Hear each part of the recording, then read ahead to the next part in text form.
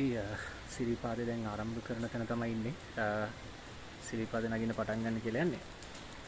ඉතින් ඒ ආරම්භක ස්ථානයේ තියෙන ඒ ශ්‍රීපාද ස්ථානයේ ගැන තියෙන ඒ තැනින් අපි එන සාදු සාදු කියලා අපේ ගමන පටන් ගන්න යන්නේ. අපි එනං ওই විදියට ඉස්සරහට යමු. අද නම් හැබැයි වාසනාවට වගේ සෙනඟ අඩුයි. සෙනඟ අඩු නිසා තමයි අපිට මෙච්චර ඉක්මනට එන්න පුළුවන් උනේ. එහෙම නැත්නම් එහෙම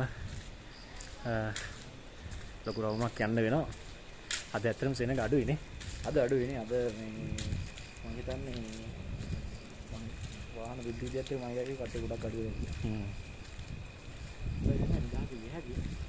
ඔව් අපේ පොඩි වාසනාවට වඩා අද ඇත්තටම සෙනඟ අඩුයි කරා ලොකු දෙයක්. නැත්තම් සමහර මේ වගේ වෙන වෙලාවට මේ හරිය සැහැණ සෙනඟක් ඉන්නවන්නේ. එහෙම යන්නම් වෙන්නේ නැහැ. ඔව්. අපි එනකොට පෙන්වන්න බැරිනවා මේ තමයි අපේ අසංක මහතා. හායි. අපේ පරිස්සමට එක්කන් ආව. අපි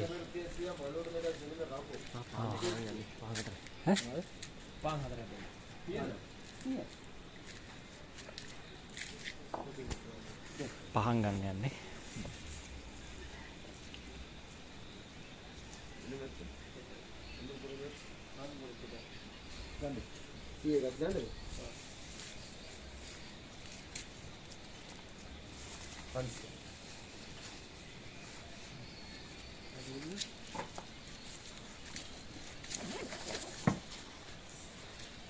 ini අපි ලැජ්ජා සහගත අහිංසක කවුද අපේ ප්‍රියන්ත මහතා.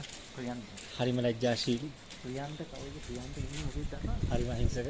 හලෝ නෑ මෙයා නෙවෙයි සෝරි. ඔයා ඉන්නේ. ඔයා අහිංසක නෑ. එන්න ප්‍රියන්ත මහතා එන්න මේ ලැජ්ජා වෙන්න එපා. මේ ප්‍රියන්ත මහතා අල්ල ගන්න බෑ දැන්. මේ ලැජ්ජා වෙන්න එපා. කරුවරයි පේන්නේ දැන් අවුලක් නෑ නේද? ආපු වෙලේ ඉඳලා ඉවරලා වීඩියෝ එක කරනම් ගන්න හරි අමාරු නා. දැන් අපි එතනින් ගත්තේ පහනුයි හඳුන්කුරුයි. පහනක් 100යි නේ. පහනක් 100යි හඳුන්කුරුත් 100යි. ඉතින් හැබැයි එකම දේ කෑමෙන් බීමෙන් එහෙම කියන්නේ කන්න බොන තැනක් නැහැ කියලාවත් එහෙම කිසිම දෙයක් නැහැ. යනකන් දිගටම තියෙනවා.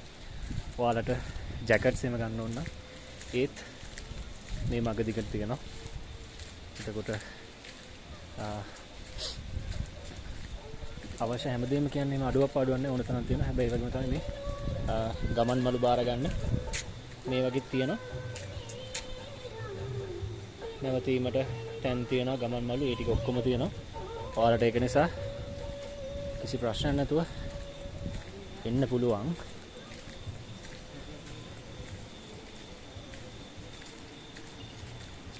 කෑම ඕඩර් දෙන්නත් පුළුවන් නේ. ගමන් මළු බාර ගන්න ලැබේ. කෑම ඕඩර් බාර ගන්න ලැබේ. කාමර පහසුකමුත් තියෙනවා. ලොකු බෑක්පැක් එකක් තියෙනවා මගේ. ඒ කියන්නේ සූදානම් වෙලා ආවේ වැස්ස කාලේ නිසා වහී කියලා හිතාගෙන. හැබැයි දැන් මේ මොහොත වෙනකන් නම් ආම වැස්සෙන් ප්‍රශ්නයක් උනේ නැහැ.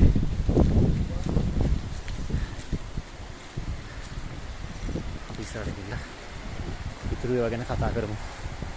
මහන්සි